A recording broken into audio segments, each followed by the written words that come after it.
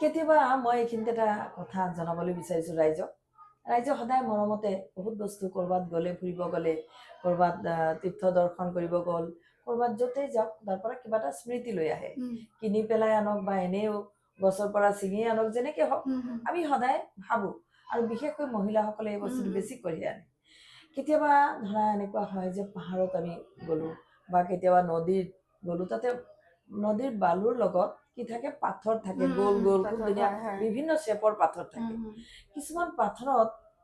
কিছুমান আত্মা বিৰাজ কৰে কেতিয়াবা ভূত প্ৰেত হ'ব পাৰে ভগৱানৰ আত্মা হ'ব পাৰে যেনেকৈ নাৰায়ণ শিলা আমি হেৰি কৰোঁ সংগ্ৰহ কৰোঁ কেতিয়াবা নাৰায়ণ শিলাও থাকিব পাৰে সেই শিলবিলাক আনি আমি ঘৰত আনি থৈ দিওঁ জমা কৰি থওঁ তাৰ সৎ ব্যৱহাৰ নহয় ল'ৰা ছোৱালী কেতিয়াবা খেলে তেতিয়া কি হয় ধৰা বেয়া আত্মা আহি গ'ল শুভ আত্মাৰ সেই ষ্টনটোৰ লগত যদি আহি গৈছে তেতিয়া ঘৰখনৰ অমংগল হ'ব ধৰে আৰু যদি ভাল আত্মা আহে আহিলেও ভগৱানৰ আত্মাও যদি আহে দেৱ দেৱী যদি থাকে তেতিয়া আমি কি কৰোঁ তাৰ সৎ ব্যৱহাৰ নহয় তেওঁক তেনেদৰে আমি শ্ৰদ্ধা মান সন্মান বা পূজা অৰ্চনা আমি একো কৰিব নোৱাৰোঁ নাভাবোৱেই গতিকে তেনেকুৱা অৱস্থাটো আমাৰ বেয়া কৰে পৰাপক্ষত আনিব নালাগে সেইকাৰণে আৰু মেক্সিমাম মই কওঁ যে ক'লা ষ্টন যদি দেখা পায় ক'লা ষ্টন লগত কেতিয়াও কঢ়িয়াই আনিব নালাগে আমাৰ ধুনীয়া বুলি দাঙি অনা হয় দাঙি অনা হয়